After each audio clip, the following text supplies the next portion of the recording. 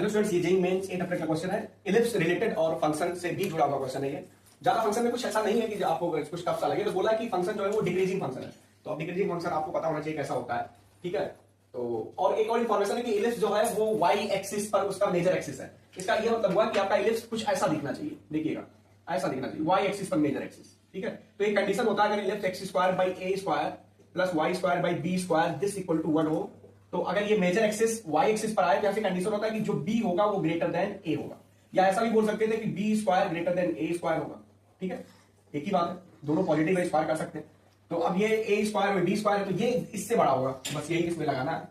तो अब इसलिए मैं ये इससे बड़ा कर देता हूं, तो एफ ऑफ 3a प्लस 14 ये ग्रेटर देन होगा F of A square plus 2a plus 7। बस यहां इनइक्वालिटी आपको समझ में आनी चाहिए। जब फंक्शन डिक्रीजिंग होता है तो एफ अगर लगाते हैं तो इनइक्वालिटी चेंज हो जाती है, और एफ अगर हटाएंगे यानी फंक्शन अगर हटाएंगे तो इनइक्वालिटी का साइन तब भी चेंज हो जाएगा। तो फंक्शन अगर हम हटाएंगे बोथ साइड, क्योंकि फंक्शन डिक्रीज कर रहा है तो आप डेप्थ में नहीं जाएंगे, डिक्रीज में इनइक्वालिटी का साइन चेंज हो जाता है। तो हो जाएगा 3a प्लस 14 ये लेस देन ए स्क्वायर प्लस 2a प्लस का 7। ठीक है, अब इसको मैं सॉल्व कर देता हूं यहां पर। तो इतना मिटा दूं, क्वेश्चन लिखा है नहीं दूंगा उसको, क्वेश्चन को नहीं मिटाऊंगा।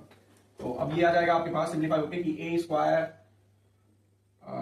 माइनस का ए और माइनस का 7 ये less than sorry greater than 0। ठीक है, अब एक्सप्रेशन ग्रेटर देन 0 एक पॉजिटिव है तो इसका डी जो है वो पॉजिटिव है, तो एक्स एक्सिस को अगर जो कट करेगा ये ऐसे कुछ कट करेगा अल्फा और बीटा में, अगर इसका रूट अल्फा और बीटा आ जाए तो यही कट करेगा।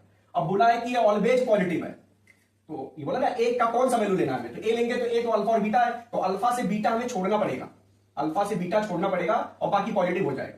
तो यहां से पॉजिटिव के लिए मैं लिखूंगा कि r minus alpha comma beta. तो अब अल्फा बीटा निकालने की जरूरत नहीं है, इसमें सम ऑफ रूट निकालने, वही तो अल्फा बीटा है, तो सम ऑफ रूट क्या होगा, तो अल्फा प्लस बीटा होता है माइनस बी बाई ए, तो माइनस 1 है बी की वैल्यू और ए की वैल्यू यहां भी 1 है कोफिशिएंट, तो आंसर हो जाएगा 1। तो अल्फा प्लस बीटा पूछा था, यहां से आंसर आ जाता है 1। बहुत ही आसान तरीके से इस क्वेश्चन को हम लोग सॉल्व करते हैं। इस तरह की जानकारी चैनल के साथ जुड़े रहें, लाइक करें, शेयर करें, सब्सक्राइब करें। मिलते हैं अगले वीडियो में, बाय बाय।